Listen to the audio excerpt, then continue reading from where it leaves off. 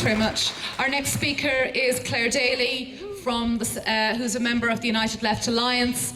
Clare has tabled ex-case legislation, putting it up to the government, to politicians. We've had a lot of posturing, a lot of political posturing this week.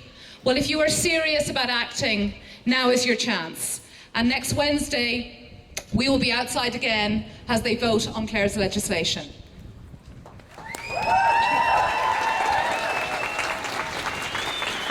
Okay, I too will be brief because, like Mary Lou, I agree that tonight is not a night when people want to listen to politicians, because we've learned a lot in the past week about Irish society. We've learned about the best and the worst that it has to offer.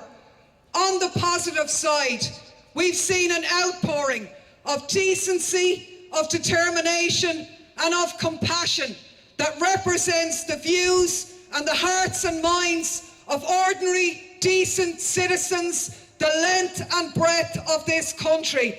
And that is what we're here to celebrate and mark tonight.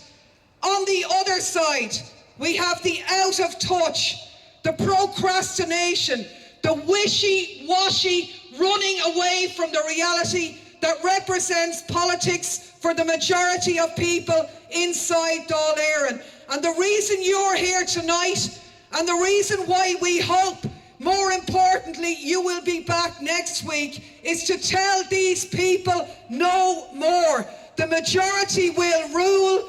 Irish people and Irish women will have our say and will have our rights recognised. That's what we're here to mark tonight.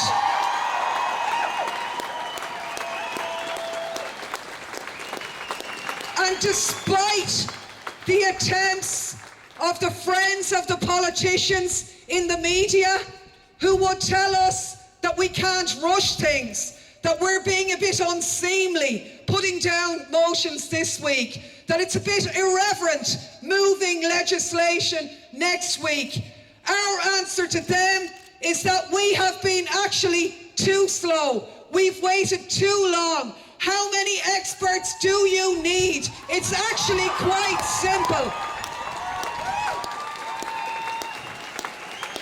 Now, we support the legislation tabled by Sinn Féin tonight. We're glad that the government has said that it will publish the findings of the expert group, and we support the call for legislation. But not only that, we have delivered that legislation today when I, on behalf of myself and Deputies Mick, Wallace and Joan Collins, and supported by the United Left Alliance, have retabled our bill to provide for a termination of pregnancy where a woman's life is in danger. We've made the changes they told us were flaws the last time, so this time we expect them to vote through that legislation.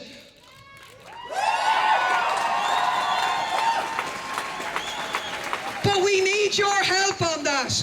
We're quite upfront about it. We've called this bill an interim measure to take account of the recommendation of the Council of Europe that while the expert group deliberates, emergency measures need to be put in place. That's all we're doing. We don't proclaim that it's anything more. They will be voting on this in the eyes of the world's media.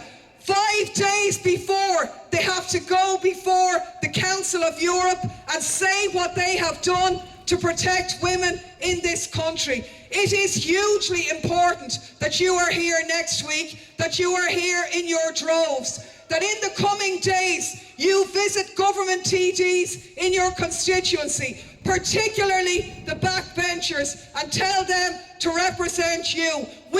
I think tonight is a magnificent showing, but we need many more people here next week. So we need you up here at the end. There are leaflets, there are placards to build for next week's protest, which I think is at 7 o'clock next week. We really invite you all to be here. It's a first step. What this has shown is that there isn't a Chinese wall here. If we're to get justice for women, then we need to get the 8th Amendment out of the Constitution. It has been the root